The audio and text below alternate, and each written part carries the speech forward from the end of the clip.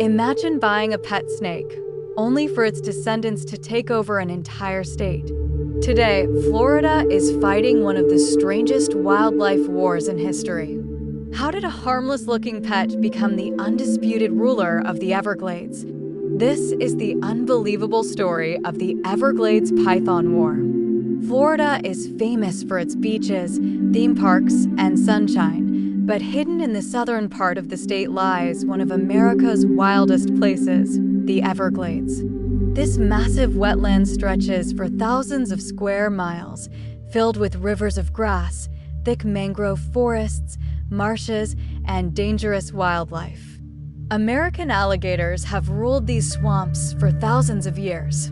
Deer quietly roam the edges of the wetlands. Raccoons, rabbits, bobcats, foxes, birds, turtles, and countless other species have survived here in a delicate balance created by nature over centuries. But today, that balance has been shattered by a predator that doesn't even belong in America. A predator that arrived because of humans. A predator capable of swallowing animals larger than itself. A predator so successful that scientists now call it one of the biggest invasive species disasters in U.S. history. That predator is the Burmese python. The story begins thousands of miles away in Southeast Asia. Burmese pythons naturally live in countries like Myanmar, Thailand, and Vietnam. They're among the largest snakes on Earth, growing over 20 feet long and weighing more than 200 pounds. Despite their terrifying size, these snakes became extremely popular in the exotic pet trade during the 1980s and 1990s. Baby pythons looked harmless, colorful, and surprisingly calm. Pet stores across America sold them to reptile enthusiasts who believed they could care for them forever. But there was one major problem. These tiny snakes didn't stay tiny for long. Within just a few years, owners suddenly found themselves living with a giant predator that required enormous cages, expensive food, and constant attention. Many owners became overwhelmed. Instead of finding proper homes for their pets, some made a disastrous decision. They released them into Florida's wild wetlands, believing the snakes would simply disappear into nature. They had no idea they were creating one of America's biggest ecological nightmares. Florida's warm, humid climate turned out to be almost identical to the python's natural habitat in Asia. The Everglades offered endless water, thick vegetation, and an unlimited supply of prey. Even worse, there were almost no natural predators capable of stopping fully grown Burmese pythons.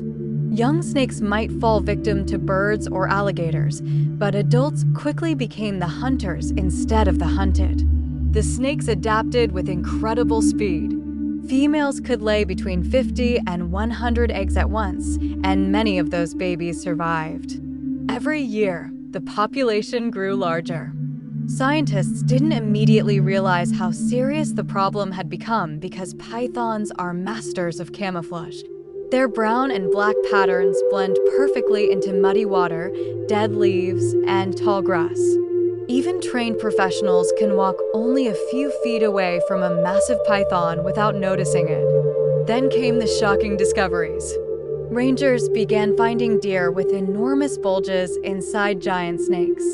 Entire alligators were found trapped inside pythons, or in some cases, the opposite happened. One famous incident showed an enormous python attempting to swallow an alligator. The battle ended so violently that the snake's body burst open from the pressure. The images spread across America, proving just how powerful these reptiles had become. Suddenly, the Everglades wasn't just home to alligators anymore. It had a new apex predator. As scientists studied the Everglades more closely, the results became alarming. Mammal populations had collapsed in many areas. Raccoons, rabbits, foxes, possums, and bobcats had almost vanished from places where pythons became common. Some research suggested that certain small mammal populations dropped by more than 90%. These animals weren't simply moving somewhere else. They were becoming food. Every python needed regular meals, and with thousands of snakes living in the wetlands, the impact on wildlife became devastating. Birds also suffered as snakes raided nests and consumed eggs and chicks. The entire food chain began changing in ways scientists had never expected. People naturally wondered if humans were next. While attacks on people are extremely rare, Burmese pythons are powerful enough to kill large animals.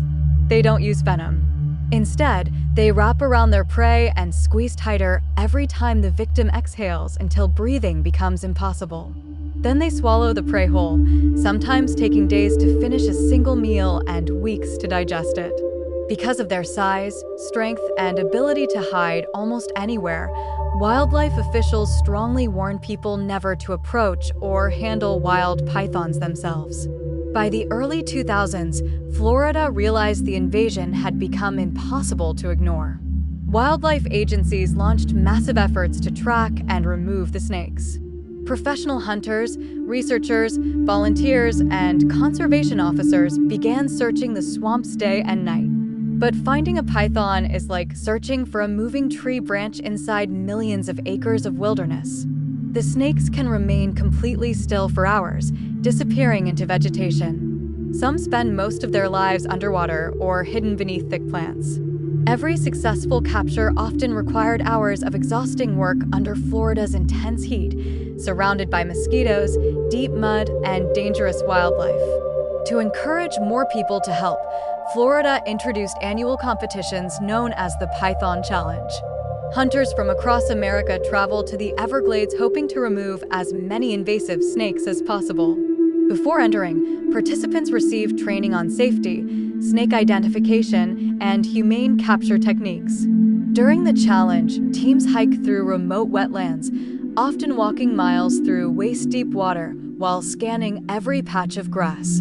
Some return empty-handed after days of searching. Others discover giant pythons stretching more than 15 feet long. Every captured snake represents dozens of future offspring that will never hatch. Television soon turned these dangerous hunts into a national obsession. Shows featuring experienced python hunters became incredibly popular. Viewers watched dramatic chases through muddy swamps, nighttime searches using flashlights, and intense struggles to capture giant snakes alive. The excitement helped educate millions of Americans about invasive species while highlighting the courage required to work in one of the country's harshest environments. But despite all this effort, experts admit removing every python may no longer be possible. Scientists have become increasingly creative in the battle. Some captured male pythons are fitted with radio transmitters and released back into the wild. During breeding season, these males naturally seek females. Researchers quietly follow the tagged snake until it leads them to a hidden female, allowing both snakes to be removed. This clever strategy has helped locate breeding populations that would otherwise remain invisible. Detection dogs have also been trained to smell snakes hidden deep within vegetation. Drones equipped with thermal cameras are being tested to locate warm-bodied reptiles from above. Every new technology offers hope, but the challenge remains enormous. The danger extends beyond wildlife. Invasive species cost the United States billions of dollars every year through environmental damage, agricultural losses, and management expenses.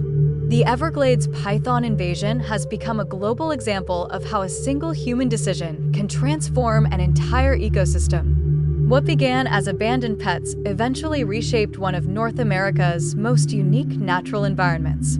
Interestingly, not every battle ends with the snake winning. Large alligators sometimes kill pythons. Panthers may occasionally attack younger snakes. Crocodiles and birds of prey also prey on hatchlings. Nature is slowly responding, but scientists believe these native predators cannot reduce python numbers enough to restore balance on their own. Today, thousands of Burmese pythons are believed to live throughout southern Florida, although nobody knows the exact number. Every breeding season brings new hatchlings into the Everglades. Wildlife officers continue removing thousands of snakes each year, yet new ones are constantly discovered in areas previously thought to be clear. The war is far from over. Perhaps the biggest lesson isn't about snakes at all. It's about responsibility.